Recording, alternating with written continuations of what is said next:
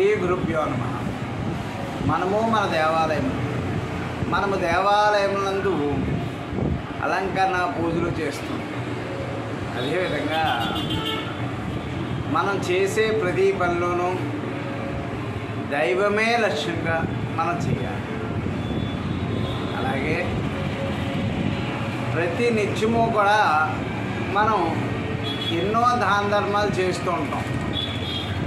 కానీ దాన ధర్మాల్లో ముఖ్యమైనది అన్నదానం. ఏంటంటే అన్నదానానికి చాలా ప్రాముఖ్యం ఉంది. ఎవరైనా సరే కడుపు నిండిన వెంటనే చాలంటారు. అంతటి అన్నదానానికి చాలా ప్రాముఖ్యత ఉంది. కనుక మనం ఏ సమస్య వచ్చినా, పరిస్థితులు బాగున్నా లేకపోయినా, మనం నెలకొకసారైనా ఏదో ఒక దేవాలయం నందు అన్న సంతర్పణ చేయాలి. అది 30 మంది అవ్వచ్చు, 50 మంది అవ్వచ్చు, 100 మంది అవ్వచ్చు, మన స్తోమతను బట్టి.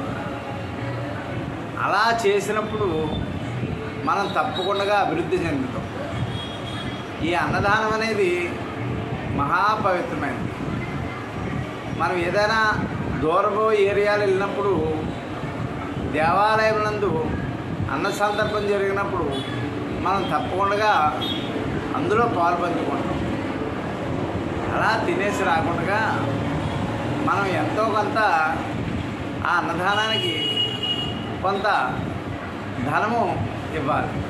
అప్పుడు మనం చేసిన దాని ఫలితం ఉంటుంది. మన బదులు మరి కొంతమంది తినే అవకాశం ఉంటుంది. కనుక మనం తప్పకుండా అన్నదానం అనే దానిలో మనం పాలు పంచుకోవాలి. ప్రతి దేవాలయములందు ఈ రోజుల్లో అన్నదానం జరుగుతున్నది.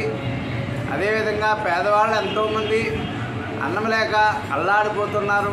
అలాంటి వాళ్ళని మనం తప్పకుండా గుర్తించి వారికి ఆకలి తీరిస్తే భగవంతుడు మనకి మన కుటుంబానికి ఎలాంటి సమస్య లేకుండా సుఖశాంతులతో ఉండే విధంగా భగవంతుడు చూస్తాడు.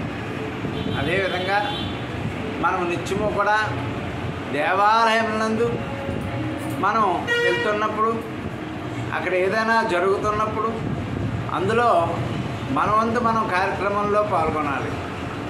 అదేవిధంగా మనం ఏ సమస్యతో మనం అనుభవిస్తున్నామో ఆ సమస్యకు పరిష్కారం ఏంటనేది తెలుసుకుని ఆ నక్షత్రానికి ఏ దానం ఇస్తే మంచిదో ఆ దానం తప్పకుండా మనం ఇచ్చి దాని యొక్క సమస్యకు పరిష్కారం ఏర్పడేలాగా చూసుకోవాలి. ఎందుకంటే ప్రతినిత్యము కూడా మనము ఎన్నో సమస్యలతో ఉంటూ ఉంటాం. అదేవిధంగా ఆ సమస్యల పరిష్కారానికి మన వంతు మనం ప్రయత్నం చేయాలన్నమాట. ఎందుకంటే మనము నిత్యము చేసే ప్రతి పనిలోనూ కూడా ఏదో ఒక సమస్య ఉంటుంది.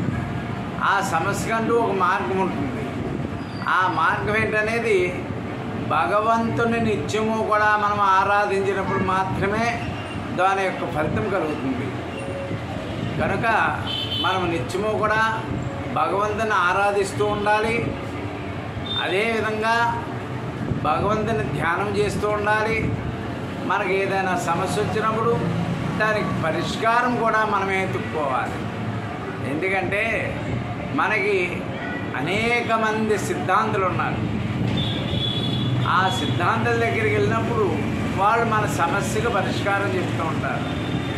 ఎందుకంటే ప్రతి సమస్యకి కూడా మానవునికి ఒక అవకాశం అనేది ఉంటుంది. అది ఇతర జీవులకు ఉండదు. కనుక మానవుడు దైవాన్ని ఏ విధంగా కొలవాలి, ఏ సమస్య వచ్చినప్పుడు ఏ దేవుణ్ణి కొలవాలి, ఏ దేవుడి వలన మనకి ఆ సమస్య తీరుతుంది, అది తెలుసుకుని దాన్ని బట్టి మనం వెళ్తే మనం సుఖ సంతోషాలు అనిపిస్తాం అన్నమాట. కనుక మనం దైవాన్ని ఆ విధంగా ఉపయోగించుకుంటే మనం బాగుంటాం. అది ఓం దత్త బ్రహ్మాత్మస్తు.